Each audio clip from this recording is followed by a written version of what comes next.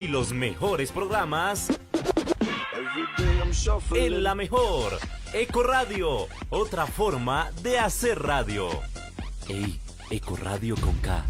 Ecoradio.com, otra forma de hacer radio. Síguenos en nuestras redes sociales, en Twitter e Instagram como @Ecoradio y en Facebook como Ecoradio. Ecoradio, otra forma de hacer radio. Estás escuchando Ecoradio.com, la vitrina del talento latino.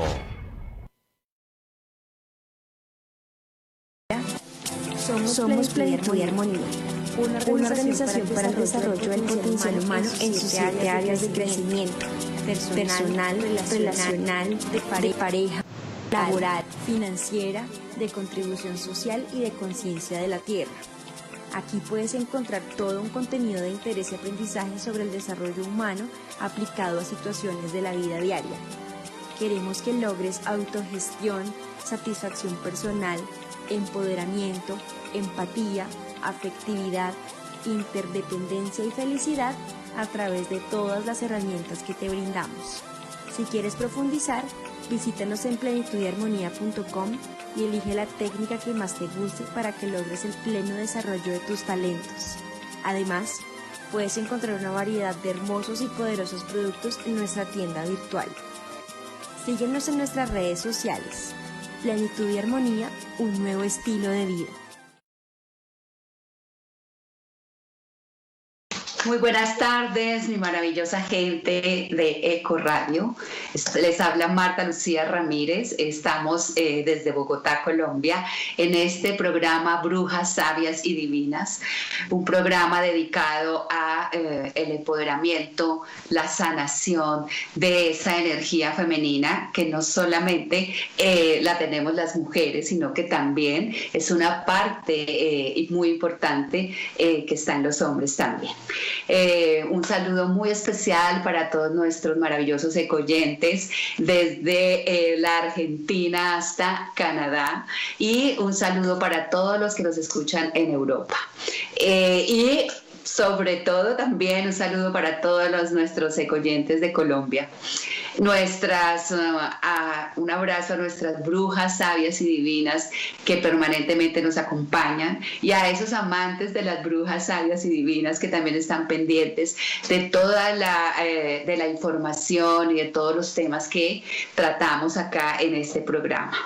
Bueno, hoy les cuento que tenemos un programa muy, muy interesante, sobre todo de una profundidad incalculable. Actualmente estamos viviendo un tema de pandemia, un tema de un virus muy agresivo, pero tenemos otros virus, otras pandemias muy arraigadas en el inconsciente y en el consciente de nuestra sociedad. Uno de esos problemas, uno de esos virus, por decirlo de alguna manera, una cosa que nos parasita, es el abuso. Y el abuso a todo nivel. Entonces, para este tema, hoy es un brujo sabio y divino, invitadísimo a este programa. Él es un hombre que viene hace largo tiempo haciendo un trabajo de exploración en su interior.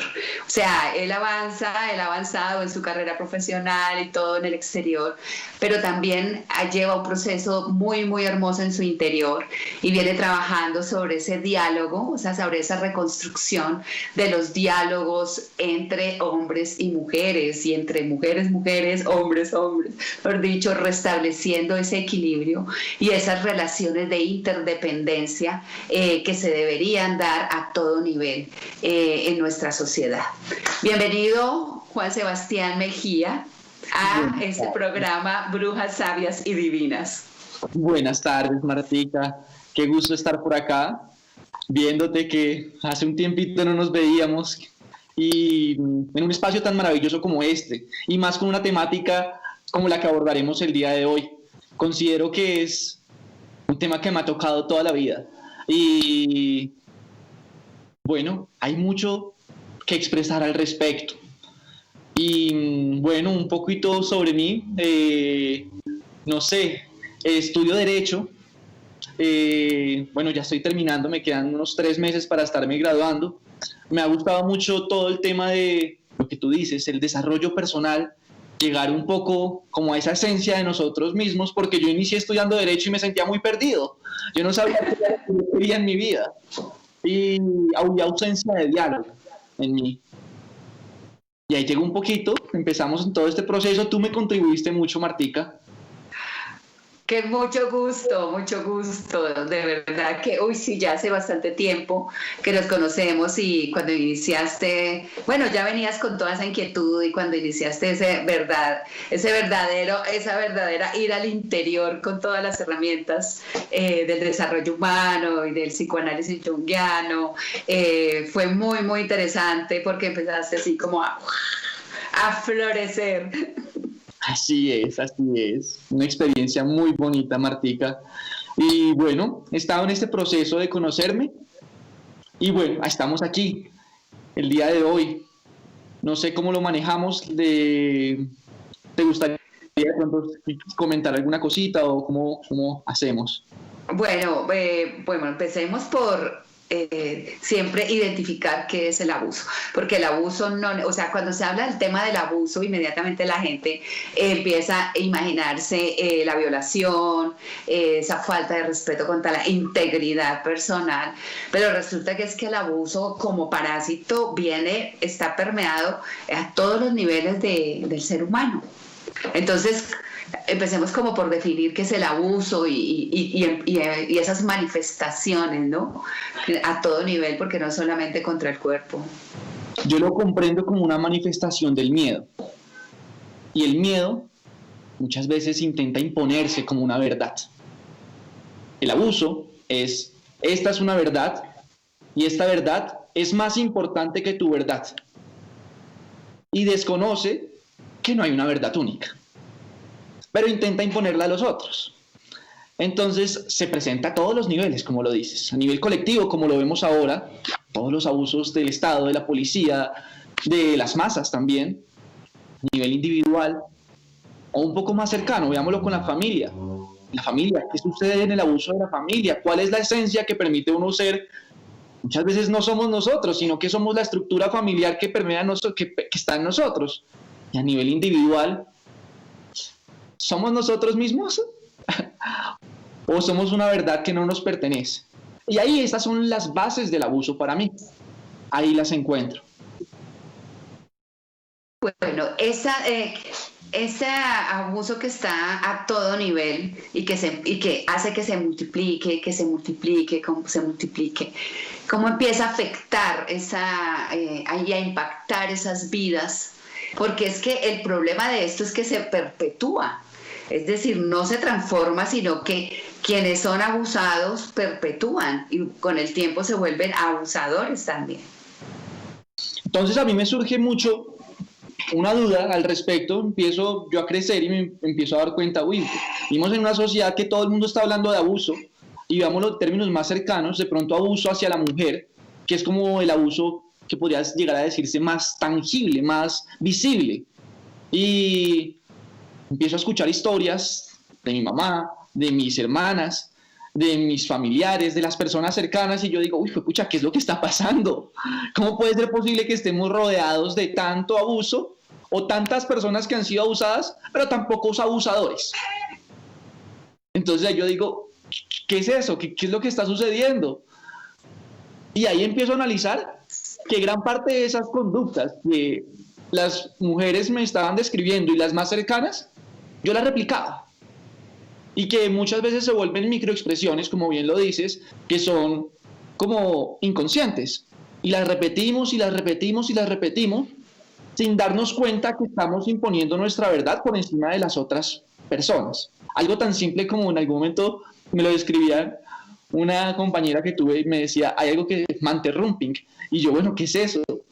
Es cuando yo estoy hablando y tú me interrumpes y me quitas la palabra. Y yo, ¿en serio? Yo no me había dado cuenta de eso. ¿Y eso cómo afecta? No, pues me estás reduciendo. Es como eliminarme del escenario. Y yo, cosas tan pequeñas.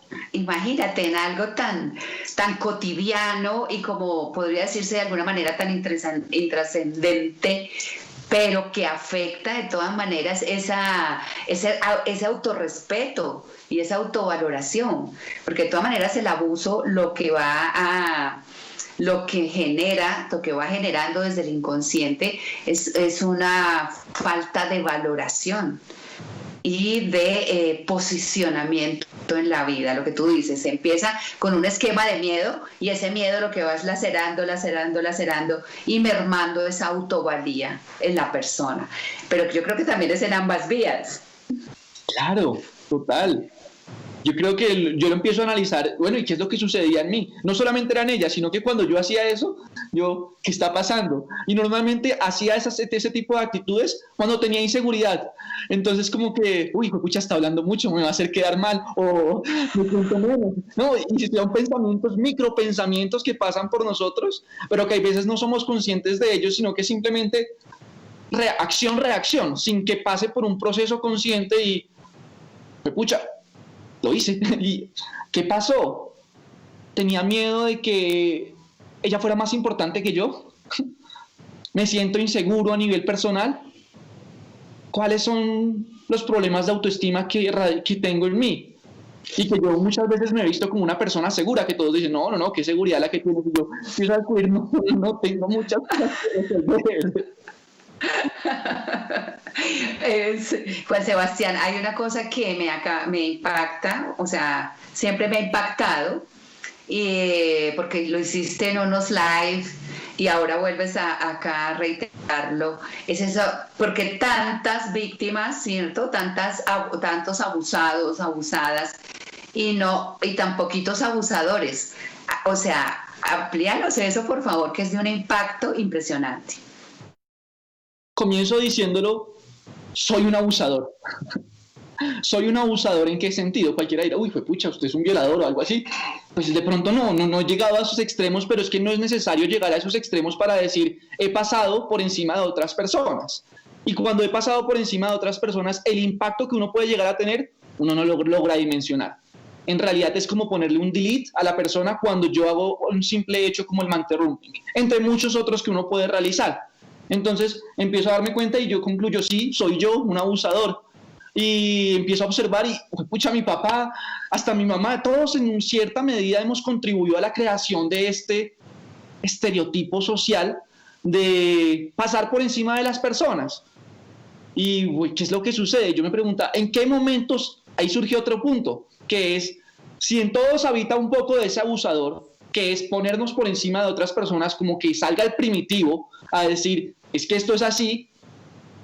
¿Cuáles son los momentos en los que surge? Empecé a analizar mi vida. ¿En qué momento surgió?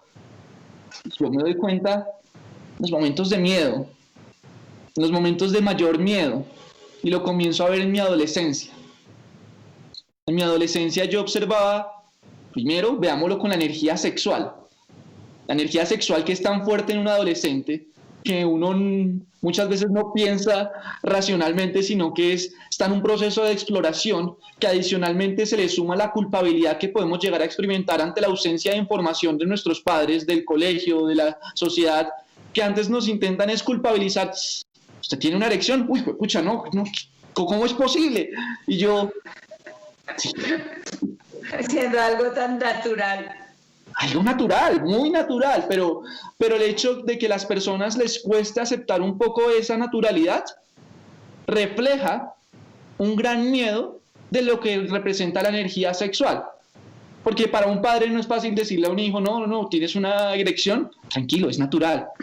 Yo me acuerdo que mi mamá de pronto una vez como que sí me lo dijo, bueno, pero me gusta, es una experiencia que yo tuve y me parece bonita traerla, y es, me estaba bañando con ella, yo vi sus senos y lo que veo es, pucha, empieza a tener una erección y yo digo, ¿qué está pasando? ¿Esto es natural? ¿Esto es normal?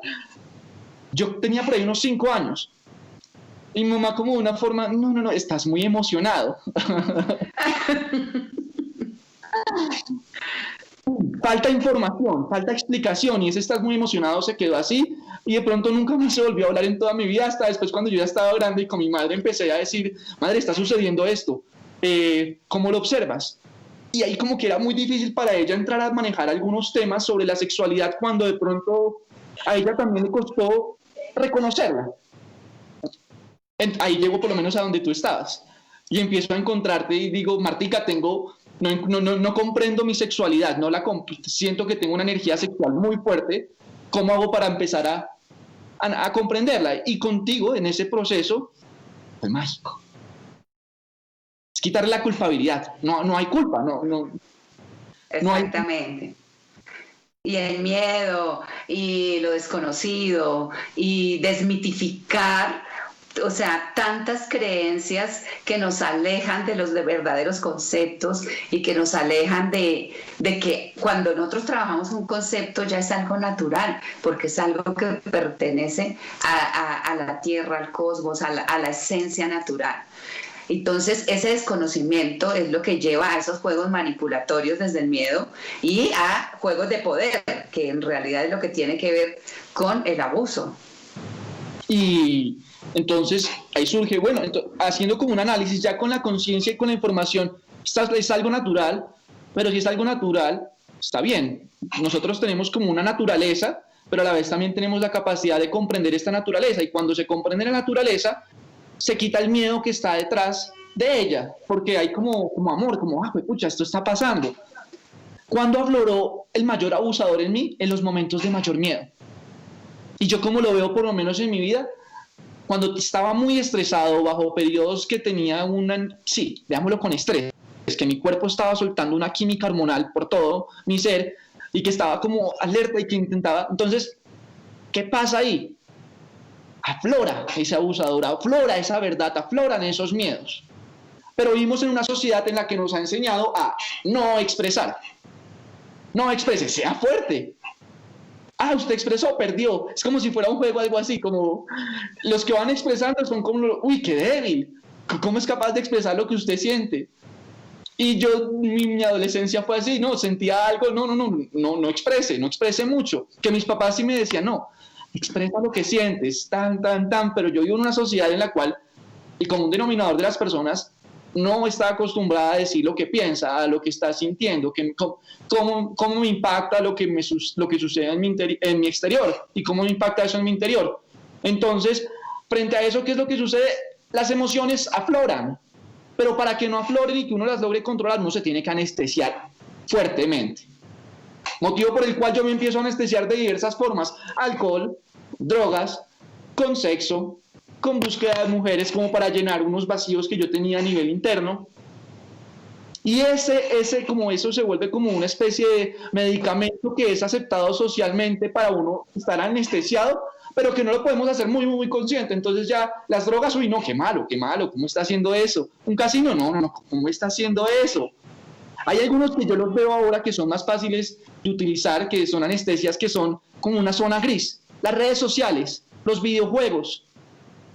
Pero ¿por qué necesitamos anestesiarnos? Por ausencia de expresión. Y cuando hay ausencia de expresión, si no tuviéramos esa anestesia, surgiría el abusador. Y aún así la anestesia no es suficiente y necesitamos una dosis mayor. Motivo por el cual la persona que está totalmente trabajando todo el tiempo, muchas veces eso es una forma de evadir eso que está sucediendo a nivel interno y evadir que salga ese instinto natural. Lo que podríamos hacer, por otro lado, es empezarlo a comprender. Porque es que en mi vida lo que yo empecé a entender es que sucedía que esa anestesia ya no era suficiente y empezaba a florecer, empezaba, no sé, el niño que hace bullying. Yo era ese en el colegio, el que maltrataba a los otros. ¿Y por qué los maltrataba? Porque tenía una inseguridad ni la más hijuepucha. Yo me acuerdo, yo me fui a vivir un año a España, después volví a Colombia, perdí el año, llegué a una promoción totalmente desconocida y la única forma como que yo era un poquito más grande de pronto que los otros, siendo flaco y todo, y como que todos me veían así, uy, no, es el mayor, un año más. Y mi forma de obtener seguridad era como que jugando con ellos, a los golpes, y les gustaba, a muchos de ellos les gustaba así. Y me decían, vamos a jugar un poco. Y yo hoy lo veo y digo, ¿les gustaba que les pegara? ¿Les gustaba este juego? Y sí, se vuelve un rol en el cual el abusador muchas ocasiones crea una relación de codependencia con la persona que está en la situación de víctima. Sí. Sí, porque la victimización también tiene tiene su componente de miedo subyacente y del miedo a hablar y del miedo a empoderarse también. O sea, son dos miedos enfrentados, tanto del abusador como del abusado, sino que este ejerce más poder, tiene más fuerza para imponerse sobre el otro. Pero el trabajar esa situación implica todo ese proceso de autoconocimiento, empoderamiento para poder hablar, para poder, lo que tú dices, establecer diálogos y dejar el silencio, que el silencio es el que perpetúa estos estados de abuso. Mira nomás todo el problema con como las víctimas sexuales, ¿sí? O sea, que la mayoría de los casos son a nivel intrafamiliar, ¿cierto? El abusador pertenece al círculo familiar y se guarda absoluto silencio, como tú lo dices. Se guarda por vergüenza, por culpa, por presión social, y ahí es donde empieza a perpetuarse eso en el subconsciente y a seguir de generación en generación, ampliando los abusadores y los abusados. Por eso es muy importante reconocer eso, yo creo, reconocer cuáles son los patrones que nosotros tenemos en los cuales pasamos por encima de otras personas, porque cuando no los comprendemos estamos condenados a repetir esa situación hasta que tengamos la información suficiente para cambiarla, pero la forma como obtenemos información muchas veces es desde el dolor y causando dolor a otras personas. Entonces, ahí es cuando en una familia que se generan abusos sexuales, vamos de pronto al tema de la violación, seguramente la relación entre papá y mamá también debe ser una relación de abusador. Veamos que el papá es el abusador en este caso, y que también lo hace con sus hijas o sus hijos. Entonces, seguramente lo sucede con la madre, y la madre lo ha tolerado, y lo ha no normalizado, lo ha naturalizado, que es aceptarlo como algo natural, como pucha, bueno, forma parte, normalizar, es como que ya está en la norma, pero no, esto es totalmente en contra de las normas sociales que tenemos.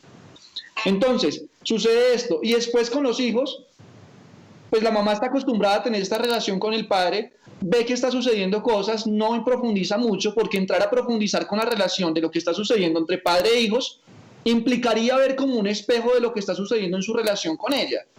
Y ahí volvemos. Las relaciones y las familias también se han vuelto como una especie de anestesia social. Entonces, tener la familia perfecta es el ideal que me llena y que me da sentido en la vida. Cuando esto sucede así, lo que pasa es que a la mujer, veámoslo así en este caso, la mujer, el hecho de confrontar esta situación atenta contra su estabilidad emocional y sus anestesias que la han tenido durante toda su vida. Por lo menos, si ella empezara a cuestionar lo que está sucediendo, oiga, ¿cómo está haciendo esto? Cambiaría totalmente la relación con su esposo y podría hasta que terminara. Total. Claro que sí.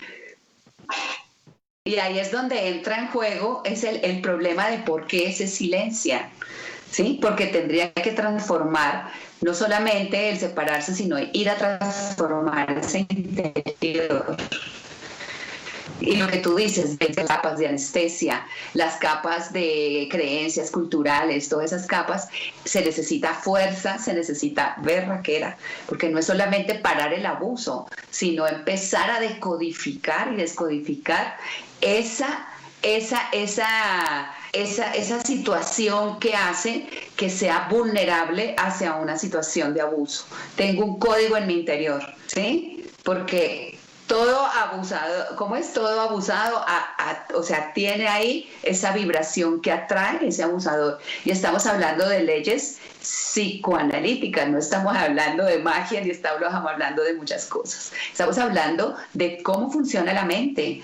Entonces, para poder romper con esos ciclos, imagínate, tendría que primero mandar a la porra a esta persona, ¿cierto?, y transformar su vida, y muchas veces no se cuentan con las herramientas de fortaleza interior, porque el medio social no lo da. O sea, el medio, lo que tú dices, el medio vende anestesia, sí, vive, sobrevive, pero no existes, que es muy diferente.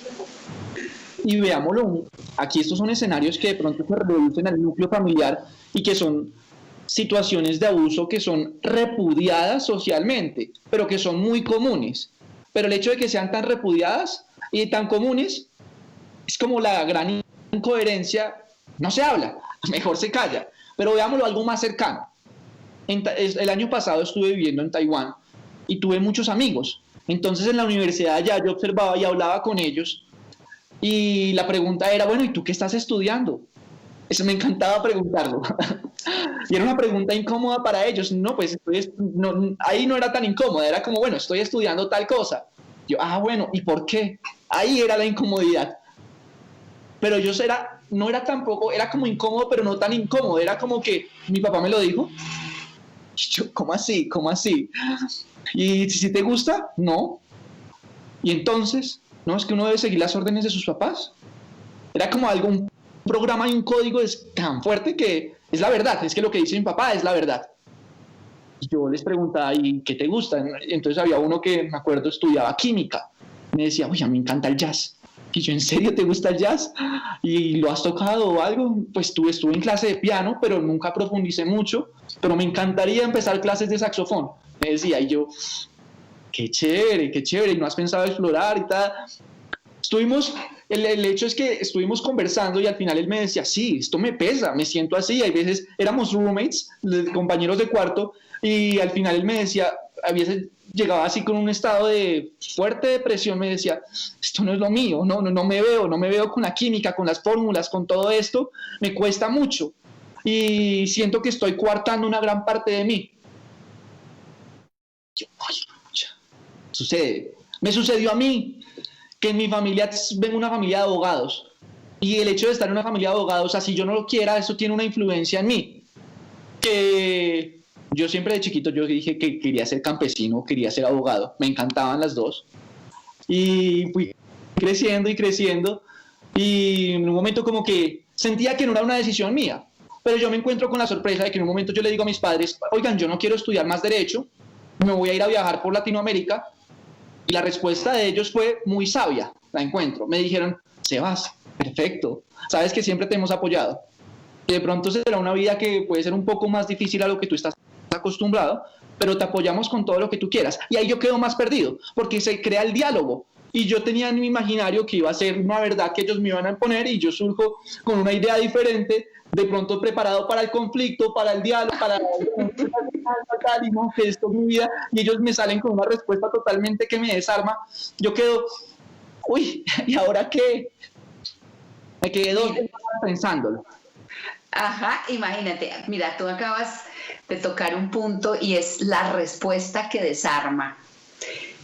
Primero planteaste todo el tema de que el abusador viene y está envalentonado, es porque está lleno de miedo y lo está procesando y exorcizando, por decirlo así de alguna manera.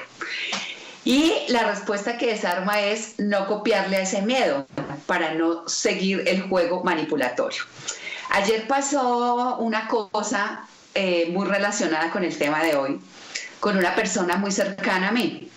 Resulta que les llegaron por las redes, por estos correos de las redes sociales, les llegaron, ella es una niña, ¿sí? Y les llegaron fotos de penes, ¿sí? Un tipo, o no sabemos quién, pues porque se da por hecho que es un tipo, pero no sabemos, con un perfil desconocido, empieza a enviarle fotos de penes. Entonces, pues ella queda completamente en shock, ¿sí? Porque dice, pero ¿cómo me pasas tú a mí? ¿Cómo me envían estas imágenes? O sea, ella no sabía cómo procesar eso en ese momento. O sea, ella sintió un fuerte abuso porque decía, ¿yo cómo puedo controlar esto?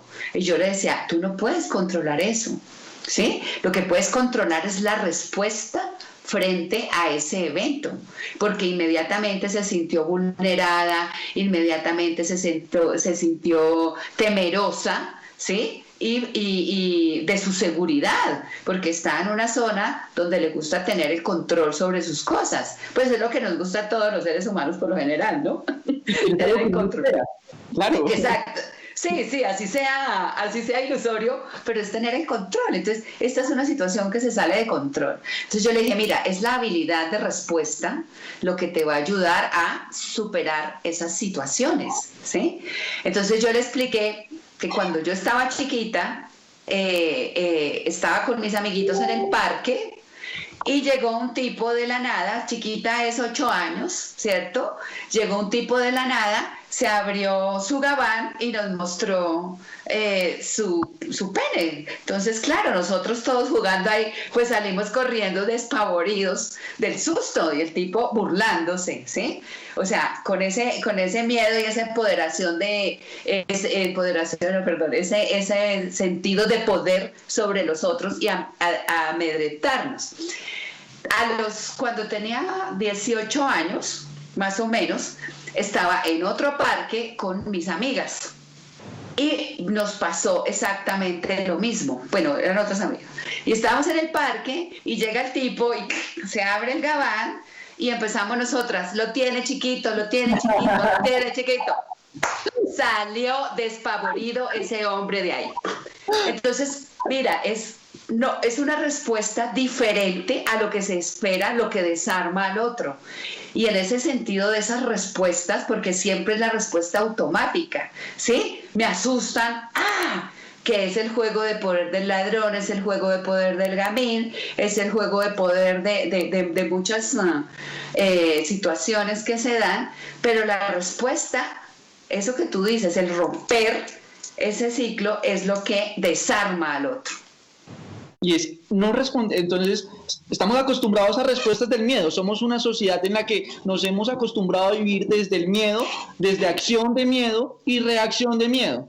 Pero cuando estamos en un escenario en el cual hay una acción, puede ser de miedo, y hay una reacción que no es de miedo, sino que puede ser de amor, que el amor para mí es la comprensión, la apertura, la libertad, desarma. Pone la situación en una frecuencia totalmente diferente en la cual el miedo pierde totalmente. Entonces, lo que tú dices, lo tiene chiquito, es algo que es pacífico y a la vez es confrontativo y amoroso. Como que usted no tiene por qué andar mostrándome su pene por acá. Sí, exactamente. ¿Cómo lo digo para ponerle un alto? Porque sí es importante a veces cuando hay unos abusos que son fuertes, hay que poner un alto. Pero para poner ese alto, ahí llegamos a otro punto que es muy interesante y es cómo se pone el alto. Hay que tener energía para lograr generar un alto. Y muchas veces cuando estamos en ese escenario en el cual hemos estado anestesiados por mucho tiempo, en algún momento la anestesia no es suficiente y explotamos, hay una explosión. Y esa explosión viene una pelea, viene caos, que es totalmente comprensible. No sé, vayamos un momentico al nivel colectivo. ¿Qué ha sucedido con las protestas? Es una situación de abuso permanente que ha quedado en el subconsciente de toda la población civil, de todas las personas, y en un momento cuando hemos estado acostumbrados a manejar así, que anestesia se no vaya a expresar, el que expresa es, uy, qué pendejo, qué débil. Entonces, ¿qué sucede? Es como una olla a presión y explota, ¡pum! Caes volando, machete venteado, bombas, todo eso, y yo no lo juzgo, simplemente digo, lo comprendo. Lo único que pienso es, muchas ocasiones, cuando hay ese tipo de explosiones, tanto a nivel colectivo como a nivel individual, no sé, tengo una discusión, una diferencia con mi papá, y exploto y pum, no, que soy más fuerte, tal, termino agotado. Mi energía vital, mi batería queda totalmente descargada, lo cual no me permite hacer frente real a lo que yo tengo poder de cambio. Que el poder de cambio muchas veces requiere pensar de forma estratégica dónde tengo que poner mi energía para lograr tener un impacto que yo quiero conseguir. Y ahí lo tiene chiquito, es algo que se requiere primero pasar el umbral del miedo, después de que pase, bueno, hay miedo, sí, estoy viendo un pene, pero no todos tienen pene, pasa algo. ¿Qué hago como para evitar esto? Requiero creatividad, pero para la creatividad requiero energía. Ajá. Bueno, Juan Sebastián, ahorita vamos a ver nuestra sección de recetas mágicas con Ana María, para que después entremos, porque de todas maneras el abuso siempre se ubica mucho en el campo del acceso carnal y de lo que tiene que ver con el cuerpo, pero es que hay unos abusos que están filtrados ahora en todos los estamentos, que es donde tenemos que empezar a hacer esos cambios para lograr esa transformación social. Pero bueno, esto lo continuaremos después de nuestra sección de recetas mágicas con Ana María. Por supuesto.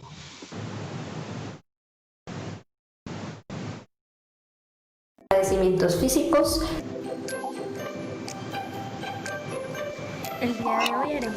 El día de hoy haremos una introducción. Los colores influyen directamente en las personas y la idea de utilizarlos de manera terapéutica es precisamente para que contribuyan en el equilibrio perdido a causa de padecimientos físicos, emocionales o mentales. La cromoterapia entonces podría explicarse como el método por el cual se aplica color a través de instrumentos sutiles que permiten redimensionar la energía de los chakras. Si equilibramos esto, entonces se armoniza la energía de estos centros vitales y también las funciones del organismo. Cada color tiene un significado determinado y definido. El tono que se utiliza es importante, pero también lo es en donde se utiliza. La zona superior del cuerpo, de la cintura hacia arriba, donde nos ponemos las blusas, las camisas, los chalecos, las bufandas, se relaciona principalmente con nuestro mundo emocional, los deseos y las necesidades que tenemos como seres humanos o que creamos como seres humanos. La parte inferior, pantalones y faldas, transmiten la información acerca de las necesidades materiales y la energía física que maneja la persona, su fuerza y su dinámica interna. Con respecto a cómo son puestos los colores, el diagnóstico es fundamental, tanto para identificar el problema como para comenzar con el trabajo terapéutico. Luego de este mapeo se inicia el procedimiento en el que los colores elegidos para realizar la terapia serán colocados en los chakras, ubicados entre el cuerpo físico y nuestras emociones, dependiendo si el problema está en un nivel químico o en el luminoso del éter. Sabiendo esto, se trabaja proyectando la energía en los centros energéticos y en los niveles correspondientes de acuerdo a la patología del paciente.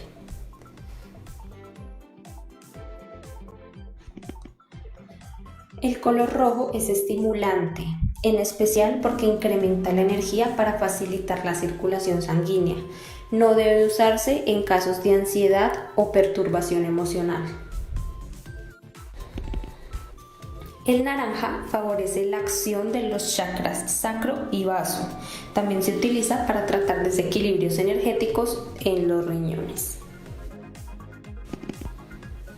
El amarillo, considerado un color purificante y desintoxicante, es utilizado para tratar todo tipo de desequilibrios en el cuerpo físico. También actúa como antiséptico. El turquesa, en combinación con rojo, ayuda a erradicar infecciones agudas del flujo de energía. El azul es calmante, por lo que reduce el dolor, puede favorecer el crecimiento espiritual y equilibra los patrones del sueño. El violeta resulta adecuado para los ojos y la energía estancada que causa problemas nerviosos.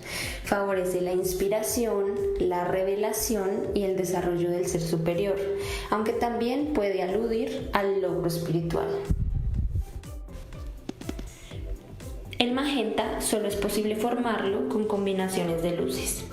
Exactamente por debajo de la frecuencia del ultravioleta, la luz magenta activa los chakras más superiores y a nivel bioenergético actúa sobre los desequilibrios que pueden derivar en enfermedades graves y a nivel emocional permite dejar atrás antiguas relaciones y también ayuda a eliminar el desorden de nuestra vida. Toda la información que estás recibiendo es una información muy básica sobre la cromoterapia. Si deseas más información, es mejor que acudas a un especialista en el tema. Amorosamente, yo soy Ana María Cortés.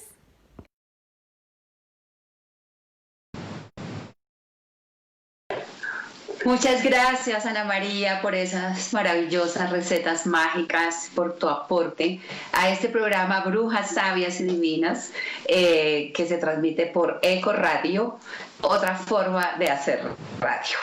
Bueno, vamos a continuar con este gran invitado que está hoy contándonos sus vivencias, sus experiencias y cómo ha llegado a esa toma de conciencia sobre el abuso que se da a todo nivel, empezando por el abuso con nosotros mismos. Hablemos un poco de ese abuso con nosotros mismos antes de empezar a identificar ese abuso social que es de alguna manera validado, normalizado, ahí sí, que es lo más grave del asunto. Juan Sebastián, entonces, ¿cómo hablaste al inicio de ese abuso con uno mismo? Cuéntanos cómo llegaste a esa toma de conciencia. Yo llego después de haber abusado muchísimo de mí, haber sentido perdido, haber perdido el sentido de mi vida. Llega un momento en el cual como que toda mi vida empezó a carecer de sentido porque yo sentía que podía tener todo lo que pudiera haber deseado en toda mi vida. Y ahí mi vida, bueno, ¿qué sucede? ¿Qué pasa? Cuando hay ausencia de sentido en la vida, hay ausencia de diálogo, el diálogo interno.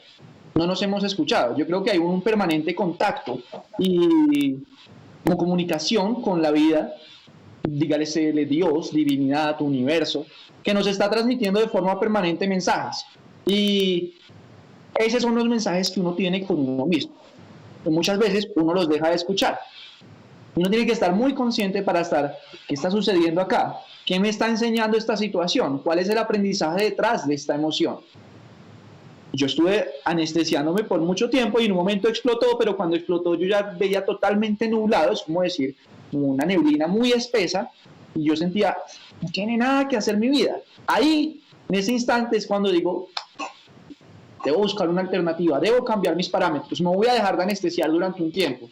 Y empiezo a dejarme anestesiar, y empiezo a encontrar que, uy, qué maravilla, qué cosas tan interesantes las que había dejado de sentir que le dan sabor a la vida.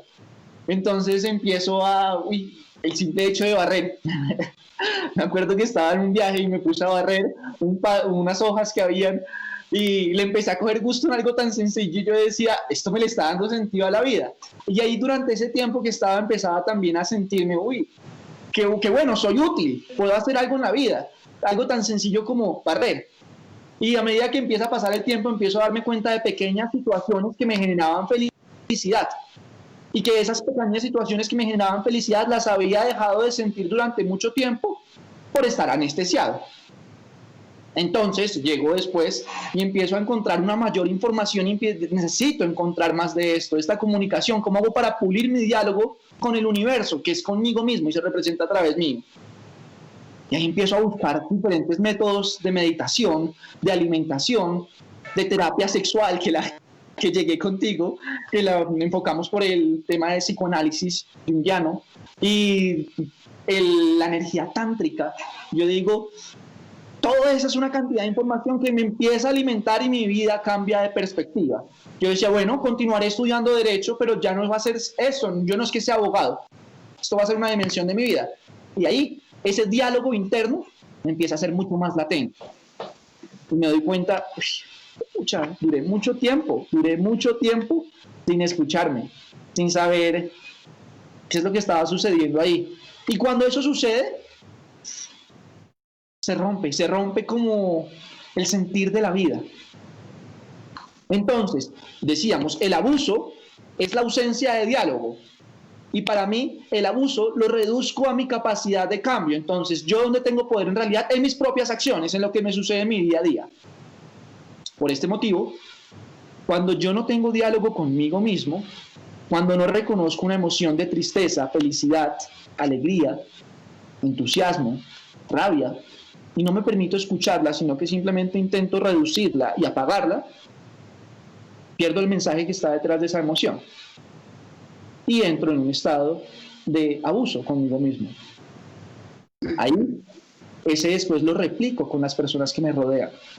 Porque mi frecuencia empieza a ser así de miedo, y como decíamos, miedo, y cuando vivimos en una sociedad que está rodeada de miedo, el miedo predomina y nos volvemos como una competencia, que lo competitivo para mí se vuelve agresivo. Entonces, mucha agresividad a nivel sexual, a nivel académico, a nivel familiar, a nivel laboral. Entonces, sí, entramos ya en el tema colectivo, cómo vemos el abuso en diferentes escenarios. No sé si de pronto quieras comentar algo a nivel individual también. Sí, no, a nivel individual, el miedo a ir al interior y a confrontarse es lo que genera, lo que tú dices, ese abusar de mí mismo, ¿sí? El no permitirme ser, el no permitirme manifestar, esas inequidades con uno mismo, ¿no? El no escuchar sus sueños, el no escuchar sus metas por mantener una imagen o un contexto. Eso es un abuso con uno mismo. Entonces, ahí empieza, porque, o sea, el abuso, entre abuso y abusador es la misma escala. La diferencia es dónde me paro. Porque a nivel colectivo vemos eso, o sea, los abusados se vuelven abusadores también cuando explota la bomba de tiempo, que es lo que estamos hablando de lo que pasó. Tanto abuso que me vuelvo abusador y cojo la ley por las manos y empiezo a sacar la agresividad, porque ese miedo se va transformando en rabia, se va transformando en cólera, que enceguece y no deja pensar y hacer y no se procesa a nivel de unos actos que lleven al diálogo, que es la propuesta tuya el día de hoy. Bueno, vamos a entrar en una parte que es que está muy normalizada en estas sociedades, y es el abuso de las empresas, ¿sí? De los bancos, el abuso de estas entidades, ¿sí? Bancos, empresas, todas estas figuras, ¿sí? Que son de todas maneras unas figuras de poder en determinado caso, que se les olvida que están prestando un servicio y empiezan a abusar de sus clientes, ¿sí? No escuchan las reclamaciones, toman las decisiones cuando quieran, atienden el servicio cuando quieran. Eso es un abuso, y es un abuso muy marcado, y es un abuso tolerado en esta sociedad.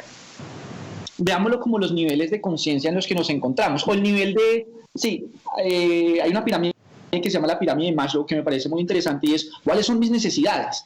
Entonces, en muchos casos, vimos en Colombia en una sociedad en la que sus necesidades de supervivencia, muchos necesitan sobrevivir y no se dan cuenta del nivel de agresividad que hay de pronto a nivel mental.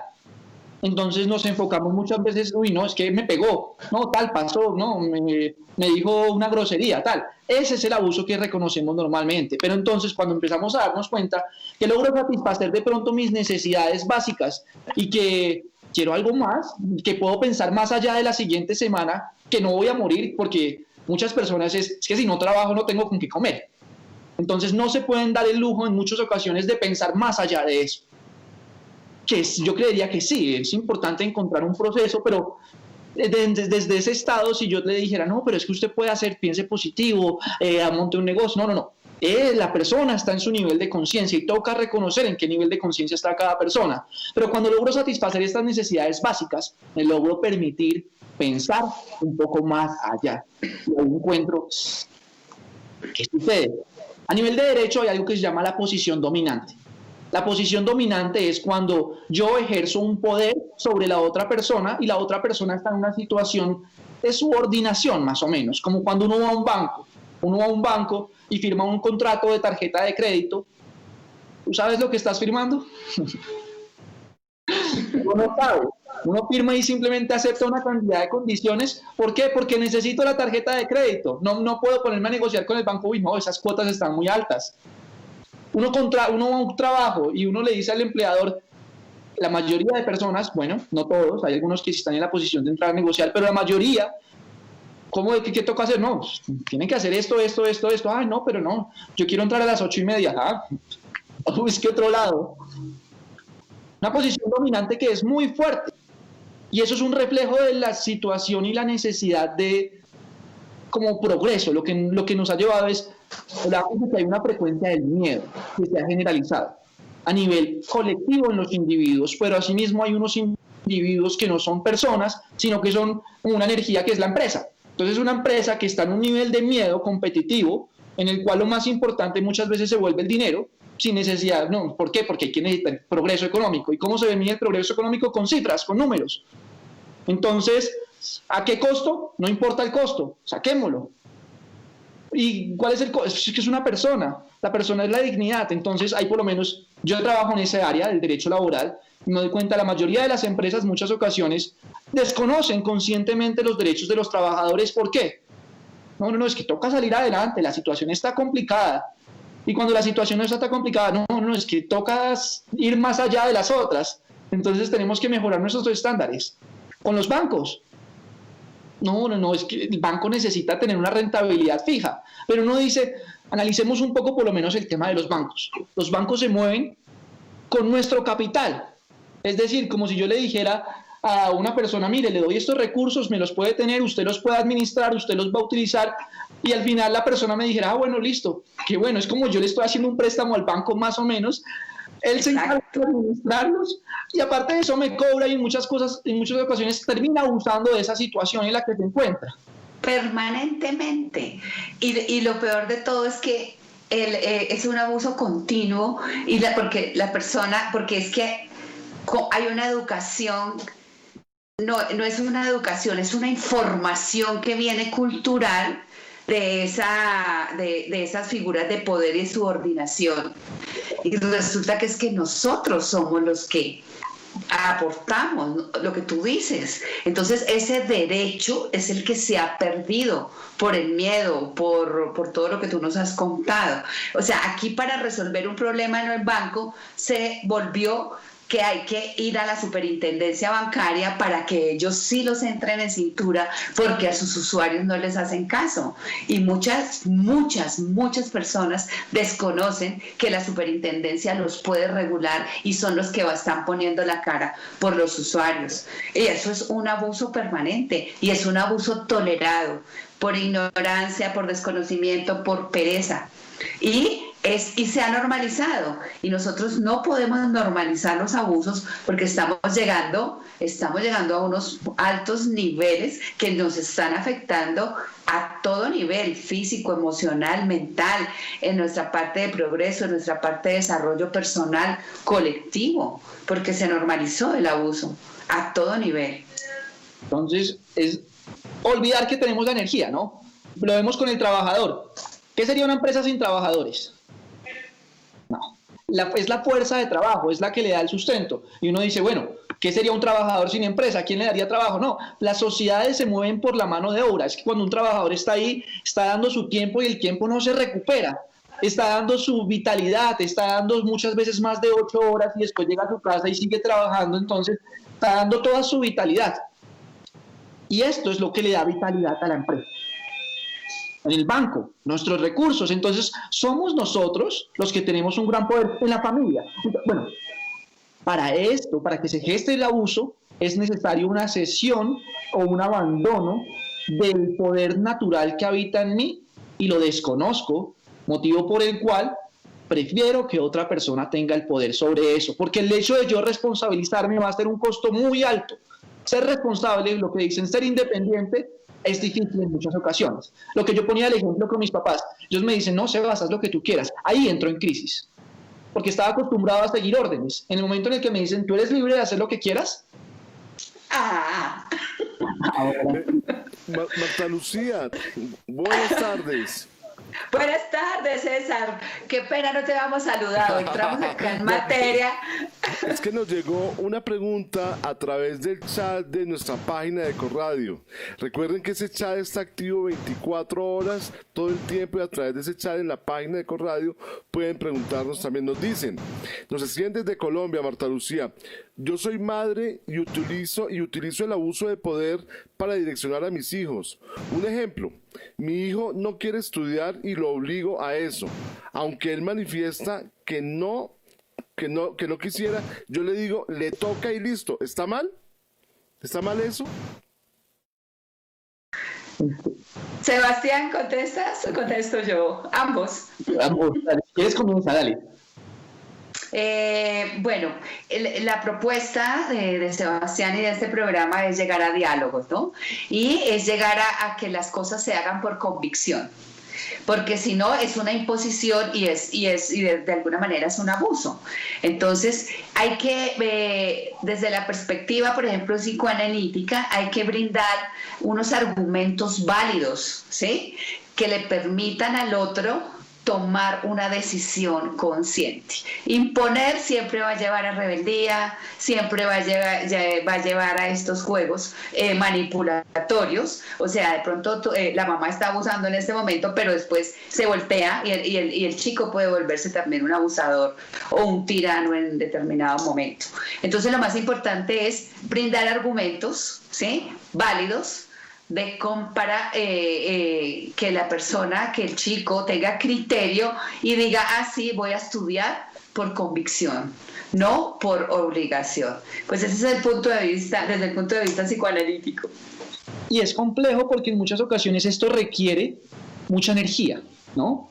Entonces, cuando veíamos los padres que trabajan una jornada de 8 horas, o muchas veces 10 horas, sumémosle más el transporte, de pronto pueden ser 12 horas que pasan fuera de la casa. El hecho de tener un diálogo es como que, pucha, no, he estado trabajando todo el día, no me venga a armar problema. Es como que lo vemos de una vez como problema. Entonces, es complejo para algunos padres y dicen, es que la educación va a ser la única forma de que mi hijo salga adelante. Sí, en parte, sí, es cierto, en la sociedad en la que estamos, para salir adelante es uno de los parámetros, pero el diálogo, cuando hay ausencia de diálogo, se vuelve una imposición, y cuando hay imposición no hay comprensión del por qué hago esto. Entonces, requiere una labor muy activa de los padres y de las madres. Y eso es algo que no nos han enseñado a ser padres, no nos han enseñado a ser madres.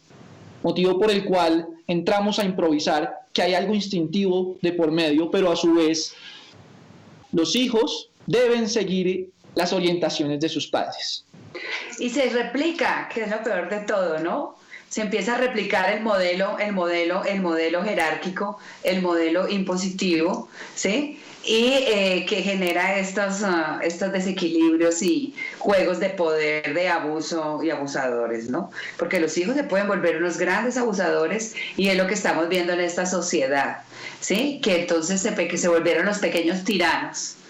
Pero no es imponiendo, sino convenciendo, es decir, dando argumentos lógicos, ¿sí?, para que puedan tomar una decisión, y una decisión a su nivel, ¿no? Porque es que en realidad lo que hemos perdido en esta sociedad de miedo y de abuso de abusadores es la capacidad de decidir cómo respondo, de decidir cómo afronto, de decidir cómo me posiciono.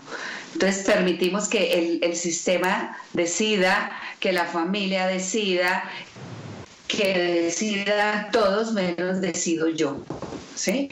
Pero para llegar a poder decidir hay que brindar herramientas para formar criterio. Lo más importante en los hijos, yo pienso, formar criterio para tomar decisiones asertivas para la vida y dejar ese abuso con nosotros mismos. Y no es que eso esté mal, ¿no? No es que por lo menos la madre que le obliga a su hijo, ¿por qué va a hacer tareas? Porque le toca, se sienta. No es que esté mal, simplemente que desde un esquema de comprensión, ahora lo analizamos y qué podría llegar a suceder. Va a tener traumas grandes ese niño o esa niña. Y todos tenemos nuestros traumas y todos los tendremos que solucionar, ojalá o no. Es que los traumas forman parte de este proceso de vida. Y todos tenemos, es inevitable, por más que un padre diga, no, pero el niño de cristal, que lo protejamos todo, va a tener sus traumas. Claro. Este proceso activo de educación requiere mucha energía. Y en muchas ocasiones, cuando la madre se encuentra en esa situación, que muchas veces son las madres las que están atentas, aparte del aseo en la casa, aparte de tal, y su situación actual no le da para entrar a ese diálogo, pucha, yo digo, pues si es la única forma que encuentra, hágalo, pero va a ser consciente que está creando un trauma en el niño. Y es un costo alto. Pero no es bajo ningún, yo creo que tú también lo compartes, en ningún momento estamos creando acá una situación de culpabilidad hacia la persona que realiza esas conductas. Todos hemos crecido así en parte. Sí, sí, y lo que debemos empezar a analizar es a romper esquemas, ¿sí? Esos esquemas que vienen de generación tras generación de abuso del poder, ¿sí? Independientemente de quién lo tenga en ese momento, para poder llegar a establecer esas relaciones de equidad y relaciones de diálogo. Pero yo por eso insisto, hay que formar criterio con herramientas emocionales, con herramientas cognitivas, ¿sí? Saber pensar. Siempre la dicha depende y hay que enseñar a tomar decisiones y no y así tomar decisiones de imposición y a juegos manipulatorios. Yo me acuerdo de cuando era chiquito. Bueno, Sebastián, te voy a invitar. Dime. Una cosita así pequeña, cuando era chiquito, la forma como a mí me ponían, como mis castigos eran, váyase a reflexionar.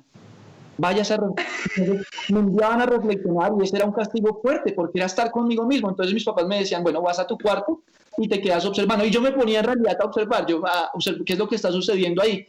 Y en muchas ocasiones decía, uy, sí, como que llegaba y después salía y no, sí, padre, madre, acepto lo que están diciendo. Desde el propio convencimiento por el criterio. Y ahí está la formación de ese criterio, pero sí, es como un pequeño ejemplo de cómo es una forma de crear criterio en los niños. No que sea una imposición. Encierra en el baño y piensa, no. Te invito a que reflexiones.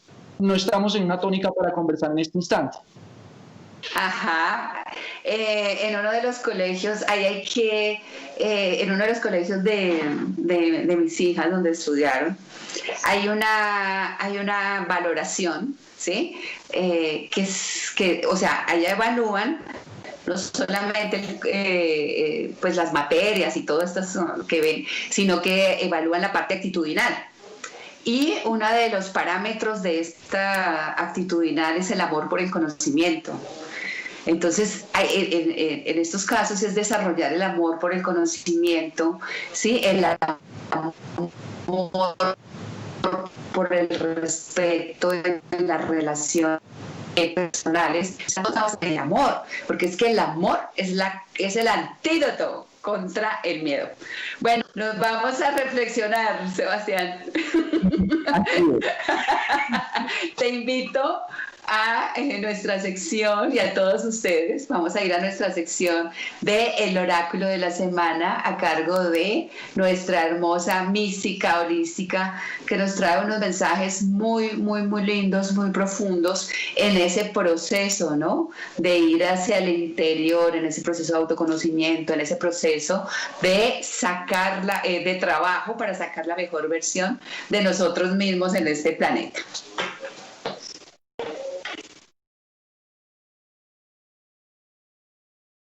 Hola, muy buenas tardes, muy contenta de estar nuevamente en Sabias, Brujas y Divinas. Vamos a ver qué mensaje nos trae el oráculo para la tarde de hoy. Muy contenta de estar por acá. Soy Diana Salazar. En redes me encuentran como Mística Holística Terapeuta en Facebook y en Instagram. Y vamos a ver qué mensajito nos trae el oráculo en esta tarde de viernes. La humildad. Y aquí podemos ver entonces la humildad. Miren, la imagen es bellísima porque nos muestra una mujer absolutamente rendida ante la belleza de este fruto. Es algo muy sencillo. La humildad es un valor que yo creo que estos momentos que hemos vivido como humanidad nos viene trabajando mucho a todos. Aprender que de pronto a veces creemos tenerlo todo, pero las cosas más sencillas como el agua, como los servicios, agua, luz, teléfono, se han vuelto supremamente importantes. Las cosas que aparentemente dábamos por hecho, dábamos por sentado, ahora están cobrando una relevancia mayor que antes ni siquiera tomábamos en cuenta. Yo siento que esta carta nos invita a una humildad desde la gratitud hacia las cosas más sencillas de la vida. Aprender a ser agradecidas por el alimento, por el agua, ¿sí? El agua, imagínense que hubiera un problema con el agua y la quitaran. Cuando ha pasado, es terrible. Es terrible no poder tener el servicio de agua y coger agua en baldes, ¿sí? Porque a todos nos ha pasado en algún momento de las vidas. Entonces, es aprender a valorar lo pequeño, desde lo más pequeño hasta lo más grande. reconocer la belleza que hay en cada cosita, la vida, lo especial que es, porque todo, por más pequeño, desde la hormiga hasta el elefante, tienen un propósito divino para estar aquí en la vida, en la tierra. Tienen un propósito, un trabajo, una misión. Ellos tienen un trabajo que hacer. La hormiga corta las hojas de los árboles, trabaja la tierra. El elefante tiene otro trabajo, nosotros tenemos otro. Entonces siento que esta carta nos invita a valorar el trabajo y a rendirnos ante lo que otros hacen, ante la sencillez, pero la importancia de los recursos naturales, aprender a valorar lo que damos por sentado. Vamos a leer un poco el mensaje. Esta carta es la número 13. Es la número 13. La humildad. Me rindo ante el plan superior de mi alma. Es el mensaje. Bueno, vamos a leer acá. Dice, nos hicieron creer que la humildad está relacionada con la modestia, no con creerse los valores en exceso. Que ser humildes es no alardear. Pero, ¿y si esa no fuese la auténtica humildad? Y es verdad, a nosotros desde niños nos decían que ser humildes era agachar la cabeza, era ser modesto, más o menos como vivir pobres, que esa es la humildad. Sí, esa es la imagen que casi todos tenemos en mente, que es ser pobres, asociamos humildad a pobreza. Entonces dice, y si esa no fuese la verdadera humildad, y si existiese otro tipo de humildad más trascendental, esta carta te invita a experimentarla. Cuando nos creemos que sabemos, no somos humildes, que sabemos de todo, ¿sí? En conocimiento, yo sé de esto, yo sé. No somos humildes. Sin embargo, cuando nos entregamos y confiamos, sí lo somos. Somos humildes cuando miramos la naturaleza y somos conscientes de que estamos aquí de paso. Somos humildes cuando miramos a los ojos a esa persona a quien juzgamos y de pronto entendemos su miedo. E incluso allí en sus ojos y su miedo nos reconocemos. Somos humildes cuando ponemos un límite sano, aceptando que no podemos más en lugar de seguir forzando las situaciones. Somos humildes cuando agradecemos de corazón, cuando entendemos que no somos solo nosotros quienes estamos en esta tierra y que tenemos muchas más fuerzas que nos ayudan y nos sostienen, fuerzas que afortunadamente se escapan de nuestro control. Qué bonito porque sí tiene todo que ver con la gratitud, con el hecho de saber que no sabemos nada, de que así tengamos 40 títulos, una maestría, un PhD y hayamos hecho 55 cursos para certificarnos como terapeutas, en realidad no sabemos nada. No tenemos ni idea de la magia que se esconde detrás de las raíces de los árboles. No tenemos ni idea de la fuerza con que una mariposa rompe la crisálida y sale de allí completamente transformada a volar por primera vez.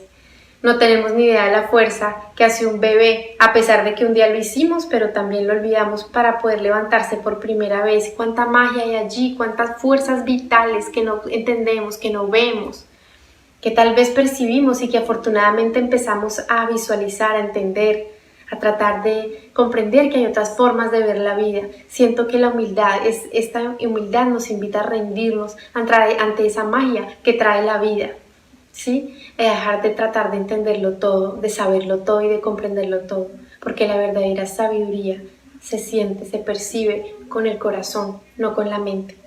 Muchas gracias y feliz fin de semana.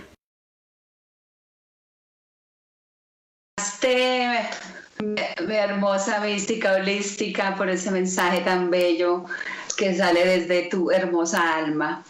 Bueno, continuamos en este programa Brujas, Sabias y Divinas, con un tema hoy bastante importante, y eso que no hemos entrado en el tema del Estado, ¿no? Que es el macro. Bueno, estamos con nuestro gran invitado Juan Sebastián Mejía, que nos ha abierto su corazón, su alma, para contarnos todas esas experiencias personales y familiares con relación a la identificación, ¿no?, de esos juegos de poder que marcan el abuso. Bueno, Juan Sebastián, ya como abogado, ya en ese rol, el Estado O sea, por ser nuestro regulado, o sea, nuestro modelo regulador y de figura de poder, es el primero, ¿no? Que está atenta y perpetúa ese esquema, siendo nosotros un país democrático, ¿no? Así es. ¿Qué refleja el Estado? El Estado, para mí, lo veo como un simple reflejo del nivel de la conciencia colectiva. Muchas veces cuando uno ve a un líder político y le intenta responsabilizar de todo lo que sucede, yo digo, sí, puede tener una responsabilidad, pero los principales responsables de eso somos nosotros. Podría ser tal o podría ser tal otro. ¿Habría alguno que represente toda esta energía colectiva que habita en la sociedad? Entonces, el Estado es un reflejo de todo lo que habita en nuestro subconsciente individual, que se traduce a un subconsciente colectivo. Hay miedo al cambio. Como lo decía Diana, queremos muchas veces saberlo todo, tener una única verdad. Y sucede a nivel estatal también, que hay una forma de hacer las cosas. Venimos de regímenes que son regímenes autoritarios, en los cuales la decisión del rey o del gobernante era la decisión absoluta. Hemos venido una transición para pasar a un modelo democrático en el cual la libre expresión es uno de los pilares, la libertad de prensa es otro de los pilares, la justicia es otro de los pilares, pero no se encuentran, no los vemos materializados porque una sociedad crítica, una sociedad que expresa, crea cambio permanente, porque es la naturaleza de la vida. Y cuando empezamos a tener cambios permanentes, genera una necesidad de adaptación permanente a las situaciones, que es la naturaleza de la vida. Pero el abuso se podría reducir al miedo al cambio también. Y a nivel estatal sucede. Y lo que sucede también es que cuando pensamos en el Estado, pensamos como, uy, sí, un ente que está por encima de todos, pero en la actualidad no es que sea exactamente así. El Estado tiene una finalidad que es diferente a una finalidad natural. En este momento el Estado está dedicado a satisfacer los intereses de unos pocos y que los intereses de estos pocos no están por la vía de satisfacer las necesidades de todos y de que haya muchos cambios, de que garanticemos muchos derechos, porque es que un derecho cuesta. El derecho a la salud cuesta, el derecho al trabajo cuesta, el derecho a la vida cuesta, el derecho a la vivienda cuesta, y cuando las personas están acostumbradas a ver todo en términos de números, necesitamos tener mejores resultados económicos. Sí, no, es más importante esto. ¿Cuáles son las prioridades? Y ahí lo vemos. Las personas en este momento dicen, una de las prioridades es el diálogo social. El diálogo social, necesitamos diálogo, y para que haya diálogo, por lo menos nuestra Constitución contempla un mecanismo que es la protesta pacífica. Pero al Estado no le conviene tampoco, porque la protesta es el primer paso para empezar a crear diálogo y empezar a crear cambios. Entonces, el Estado sabe el riesgo del diálogo, y cuando medio empiezan a haber situaciones de diálogo, hay políticas que ya están estudiadas, que son para provocar. Entonces está la olla a presión, que las personas de pronto empiezan a expresarlo de forma poco a poco empiezan a expresar eso que habitan ellos, pero están como una chispita, cualquier cosa los puede, ¡pum!, explotan. Entonces el Estado llega, sabe cómo, qué puede hacer, cuál es la mejor forma. Entonces tienes pipí chiquito, entonces ellos saben que para evitar que le respondan con una cosa así, intelectual o algo que sea un poco más sabia, que vaya más a atacar, que genere cambio, entonces crean más miedo. Un policía le pega a alguien, ¡pum!, desata la chispa. Y daña toda la protesta y daña el diálogo. Entonces, son unos roles a nivel colectivo que son muy fuertes, que al final es la ausencia de diálogo y el miedo al cambio, que sucede en las familias también. Hay un miedo al cambio. Papá que el hijo le diga, no, papá, yo no pienso como tú. ¿Cómo se le ocurre? En el colegio que un niño le diga al profesor, profesor, usted está equivocado, o yo pienso de forma diferente. ¿Quién es el profesor? Partimos de que no tenemos conocimiento nosotros. Y hay una sabiduría interior en nosotros que es importante conectar con ella, yo creo. Y yo lo he sentido, lo he vivido. Y ahí hay están todas las respuestas de la vida. que se materializan en acciones contundentes en el diario vivir. Sí, bueno, entonces nos vamos a poner ya propositivos, Juan Sebastián. Entonces, ¿cómo vamos? ¿Cuál es tu propuesta, no? Para empezar a hacer estas transformaciones micro que vayan impactando, para que algún día logremos como relaciones de equidad, ¿no? Entre todos, entre las personas, con nosotros mismos y entre los diferentes poderes, el Estado, la educación, porque todo está viciado por esos juegos de poder, de abuso. Así es. Creo que es importante partir del reconocimiento de cómo está mi batería interna. Para el cambio o para proponer algo diferente requiero energía. La batería muchas veces, veámosla como que este es un nivel alto y aquí está un nivel bajo. Muchas veces nuestra batería, nuestra energía vital está por el piso. Y eso nos hace que estemos en una incapacidad de proponer algo diferente, de pensar y crear algo. Quiero algo, soñar. Entonces, requiero identificar en cómo está mi batería. Y ahí, en ese instante, cuando identifico, está el 100, está el 80, está el 40, está el 20, está en el -1, estoy como muerto viviente, que muchos podemos estar así en algún momento. Identificar cuáles son mis fugas energéticas. ¿Qué es una fuga energética? Anestesias. ¿Cómo me estoy anestesiando? Entonces, mi ejemplo, trago, en un momento me empiezo a dar cuenta, pucha, ¿qué está pasando? Drogas, sexo, trabajo, una relación amorosa, que el amor es otro tema también muy interesante, el concepto de amor, ¿cómo lo tenemos? No, ese te voy a invitar a otro programa, para que trabajemos ese tema. Es un tema muy, muy interesante, el concepto del amor, que en muchas ocasiones es una de las mayores fugas energéticas que tenemos. Entonces, identifico las fugas, ¿y ahora qué hago? Necesito empezar a sanar un poquito, ponerle como parches, pero no son solamente parches momentáneos, sino que la comprensión de por qué llegó esa anestesia ahí me dará una necesidad diferente y una posibilidad nueva. Es decir, si pongo una pirámide de necesidades y posibilidades, esta necesidad se podrá suplir con una posibilidad que surge de mí, desde la comprensión. Porque, en mi ejemplo, yo era agresivo porque tenía mucho miedo del rechazo cuando había llegado. Ser diferente. Y me costaba aceptar que era diferente, y a lo mismo que todos mis compañeros, pero comprender eso, que me sentía herido, que me sentía triste por haber perdido el año, permitirme sentir triste. Fue un cambio total. Identificar eso, cuáles son esas fugas. Y ahora, cuando ya tengo claras cuáles son las fugas, empiezo a conectar conmigo mismo. Para mí la meditación es un ejercicio fundamental en la vida, que hay muchas formas de meditar, pero es tomar conciencia del aquí y del ahora y identificar cuáles son los mensajes de la vida mediante las emociones que me están transmitiendo. Y ahora ya puedo empezar a hacer, bueno, ahí automáticamente la energía vital empieza a subir y empieza a subir. Ya más o menos cuando uno va por el 50 o el 80, uno se da cuenta que uno es mágico. Lo que antes era imposible ahora se vuelve del día a día. Lo que antes era impensable ahora se vuelve el cotidiano. Lo que a uno le dice, oiga, ¿usted por qué está tan feliz? ¿Usted qué le pasa? ¿Usted por qué es tan raro? ¿Usted tiene algún problema o algo así?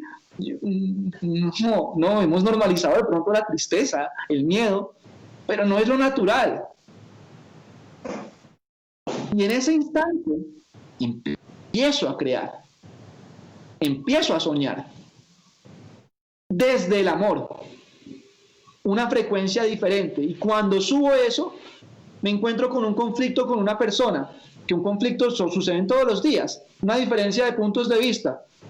Yo no estoy aquí para cambiarle su punto de vista. Si ese punto de vista me está afectando de alguna forma, le pongo su límite. ¿Cómo le pongo el límite? No le doy su energía, continúo con mi vida, cambio mi foco, como los niños. Los niños son muy sabios al hacer eso. Ven algo que no les gusta y simplemente, sin entrar a pelear ni nada, me voy. Esos son sabios. No juego más. No juego más porque no quiero. Exacto. Y así de grandes, estoy con mi papá en una diferencia, con mi mamá. ¿Qué hago? Observo qué es lo que está sucediendo. Bueno, ¿dónde tengo mi poder real de cambio? Y debo enfocar mi energía ahí. Porque es que muchas veces intento cambiar cosas que están fuera de mi alcance. Y eso es una negación de la realidad. Debo aceptar más. Las cosas que suceden. Falleció alguien cercano, falleció. ¿Qué puedo hacer al respecto? ¿Cómo puedo cambiar esto? No voy a cambiar el hecho de lo que sucedió. La pregunta es ahora, ¿qué voy a hacer con mi vida? Tenía una relación estaba atado a esta persona, la amaba. ¿Y ahora qué hago? ¿Voy a matar de pronto o voy a juzgar y buscar un culpable? Ahí es una fuga energética de una vez. Entonces me empiezo a ir por otros lados. ¿Qué me enseña esto? Me enseña el desapego. Me enseña, bueno, tengo que vivir por mí mismo de pronto, tengo que ser más independiente, tengo que empezar a crear nuevos proyectos, cambiar los proyectos que tenía y darme cuenta que la vida es dinámica. Y a llenarte de valor, porque el miedo es lo que genera el juego manipulatorio, porque se alimenta del miedo del otro. Cuando tú te llenas, lo que nos estás contando es, me lleno de valor porque estoy empoderado, porque no tengo distractores, es cuando yo ya puedo establecer, o sea, si yo me lleno de valor, le puedo dar valor al otro, lo puedo visibilizar, lo puedo reconocer, lo puedo incluir. Y ahí es donde se dan las relaciones de equidad, ¿no? Y no es algo que uno llegue y pues, pucha, ya, llegué a tener la batería que no, eso es cuestión de todos los días. No, yo me siento muy bien hoy, así voy a estar siempre, no, nada. Puede que llegue un momento de energía cero y que vuelva al estado primitivo y vuelva al abusador y surja. Entonces, es el gran reto, estar muy consciente de cómo está mi energía vital, cuáles son las posibles fugas que estoy teniendo y cuáles son las fuentes de energía que me están recargando. Me debo alimentar más de eso. Me gusta, ¿qué es lo que me alimenta? Las cosas que me gustan, por regla general. Hay una sabiduría interna que nos orienta a eso, que me hace feliz. Pero muchas veces uno está en una relación que uno sabe que no es, y uno no, pues es lo que hay. Y uno, ¿por qué? No, hasta haz lo que sea. Sí, es no adaptarse, no adaptarse. Bueno, Sebastián, el tiempo ha volado en este programa, en escoba, porque este programa se llama Brujas Sabias y Divinas. Entonces, de verdad que ha sido un honor tenerte acá en este programa, con tu visión, con tu experiencia, ¿no? Y mostrando ese otro lado del abuso. Esperamos tenerte pronto en otro programa, ese programa del amor, súper invitado para que manejemos ese tema acá en Brujas Sabias y Divinas. Muchísimas gracias, Martica. Es un gusto para mí poder compartir junto a todas ustedes, que yo creo que en todas habita una bruja. Todos tenemos algo de maga, de sabias, y el femenino y el masculino están todos. Están todos, exacto. Todos tenemos brujas, sabias y divinas y magos. Sebastián, esta es tu casa para cuando quieras volver a acompañarnos. Muchísimas gracias a ti, también a César que está aquí en la cabina, y EcoRadio, Plenitud y Armonía. Estamos en contacto, un gusto para mí. Muchas gracias. Bueno, los invito, antes de terminar este programa, los voy a invitar a que consulten nuestra página www.plenitudyarmonía.com, que tenemos unos talleres sensacionales en este último parte del año que nos ha transformado tanto. Entonces los invito y las invito, hay unos talleres espectaculares. Y a todas estas brujas sabias y divinas las invito a ser parte de nuestro programa que se llama el Círculo de Mujeres Tántricas. Es un espacio maravilloso que hemos creado desde Plenitud y Armonía para brindando esas herramientas de autoconocimiento, de ir hacia el interior, de empoderamiento, o sea, de sanación y empoderamiento, para dejar los juegos manipulatorios y estar viviendo en presencia con la vibración alta. El espacio se llama Círculo de Mujeres Tántricas y quiero compartirles, los voy a dejar, ¿no?, con el video de Plenitud y Armonía, donde muchas de ellas van a contar sus experiencias. Entonces las invito a formar parte de este círculo, a que se inscriban y a que crezcamos y nos apoyemos y evolucionemos juntas. Más adelante saldrá el módulo para hombres. Pero más adelante estamos empoderando el femenino para ir a equilibrar ese masculino también. Bueno, muchas gracias a todos. César, muchas gracias por tu producción, por permitirnos estar aquí en esta gran emisora que es Eco Radio, otra forma de hacer radio. Nos vemos próximo viernes. Gracias. Gracias, hasta luego.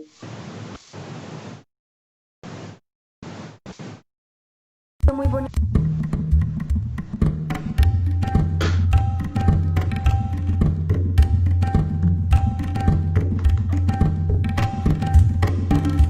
Es un espacio mágico de sanación, de crecimiento, es un espacio increíble, mi espíritu lo pide en todo momento. Se danza con el alma, se danza con el corazón, se activa la energía increíble y poderosa, tan importante en este momento para subir toda esa frecuencia de vibración que tanto necesita el planeta. Es un espacio muy bonito porque primero, por lo primero que se organizó es para subir la vibración energética del universo, porque en el momento que estamos pasando es un momento difícil, es un momento de una carga pesada, y lo que hacemos nosotros al reunirnos como mujeres es subir la vibración, porque nosotros somos la parte creativa, la parte que procrea, que da vida, que alimenta el universo y que alimenta nuestro espacio, nuestro entorno. Entonces nada más lindo que unas mujeres que se reúnen para manejar esa energía y para subir la vibración. Segundo, estamos todo el tiempo trabajando temas, información que nos ayuda a entender nuestro camino, nuestra misión, a estar conectada con nosotros, a conectarnos con toda nuestra energía y manejar muchas técnicas que nos ayudan como personas a lograr nuestras metas, nuestros sueños, a estar más tranquilos con nuestro ser, a fluir con nuestra vida, a entender los procesos que conlleva cada momento que vivimos como seres humanos. Me ha encantado el proceso evolutivo que he tenido en este círculo de mujeres tántricas a través de varios recursos como son la meditación, películas, charlas, encuentros donde expresamos nuestros sentimientos y nuestro pensar. Vamos evolucionando y vamos aprendiendo a leer las señales que el universo nos da.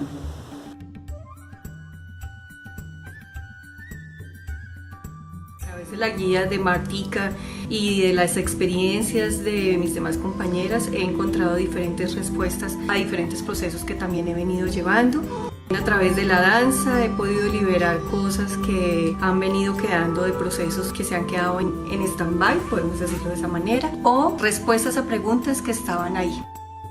La abundancia, la prosperidad, la alegría, la felicidad, además que terminando las clases siente uno que está listo para iniciar su día,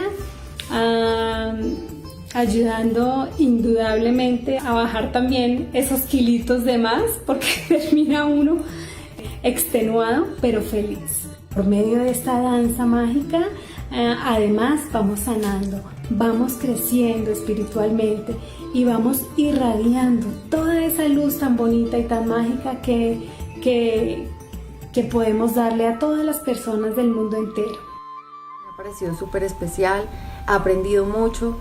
Y la verdad es que estoy en este proceso, yo siento que mi vida fluye y tiene una plenitud increíble. Así tenga momentos difíciles, son llevaderos, no me quedo en el conflicto como me pasaba antes, sino que siento que soy una persona privilegiada, me siento llena de milagros, de sincronías, cada vez estoy más atenta, estoy más despierta, mis sueños son más lúcidos, entiendo más mi realidad, entiendo más toda la magia que me rodea y me siento totalmente afortunada, totalmente llena como ser humano. Mi experiencia en el círculo de mujeres tántricas ha sido muy bonita, he aprendido muchas cosas, no solo a través del conocimiento que amorosamente todas las semanas Marta Lucía nos transmite, sino también a través de el compartir con diferentes mujeres nuestras experiencias y nuestras ganas de transformarnos a nosotras mismas y transformar nuestras vidas. 3 de las cosas que más me han impactado de haber entrado a este círculo ha sido descubrir, en primer lugar, que soy un ser más que cualquier otra cosa energético, entender que la vida tiene su lenguaje sutil, muchas veces que no lo escuchamos, pero que si aprendemos y estamos dispuestos a abrir nuestro corazón a ese lenguaje sutil, a las sincronías en la vida, podemos aprender muchas cosas y podemos transformarnos también. Y el poder del pensamiento que nos permite manifestar a través de nuestras creencias y de nuestros pensamientos la realidad en la que vivimos. A través de este grupo he aprendido a transformar mi vida desde adentro, creciendo, confiando más en mi potencial, creyendo más en mí, me siento más segura, más empoderada y he conocido gente linda, gente maravillosa, que compartimos una nueva frecuencia y estamos para crecer nosotras y ayudar al planeta, ayudar a las otras mujeres, a darnos el valor que hace mucho tiempo hemos perdido. En este grupo me siento poderosa, me siento sostenida y estoy viendo un futuro promisorio, el futuro que yo quiero desarrollar. Una mujer tántrica es aquella que está empoderada, es aquella que viene a esta tierra a cumplir su propósito y se reconoce como una divinidad y como una diosa. Para mí una mujer tántrica es una mujer que está en conexión directa con el universo.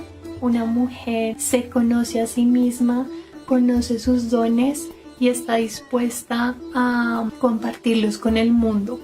Una mujer tántrica para mí es una mujer sabia y es una mujer mágica. Para mí la mujer tántrica es la que brilla con luz propia. Es una mujer empoderada, rescatando todos los valores y toda la fuerza que todas las mujeres tenemos. Con mucha gratitud por todo esto, por toda la gratitud al grupo, a cada una de mis compañeras, a Marta y a todas las personas que hacen posible que este grupo exista, pues porque sé que muchos nos hemos beneficiado de ellos y Namaste. Gratitud infinita. Agradezco profundamente a mi maestra Marta Lucía Ramírez, mujer empoderada, poderosísima, maga, increíble, quien con cada día me ayuda a encontrarme con mi diosa, con esa diosa maravillosa que me habita y que habita a cada una de las mujeres hermosas del planeta entero. Muchas gracias y gracias a todas las compañeras y las mujeres hermosas que danzan en este grupo mágico de mujeres tántricas. Namaste.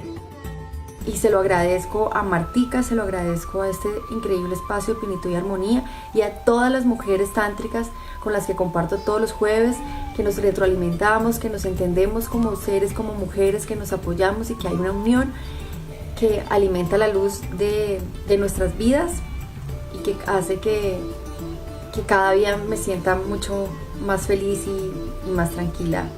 Gracias a mi grupo y a la gran líder que es Marta Lucía. Un abrazo.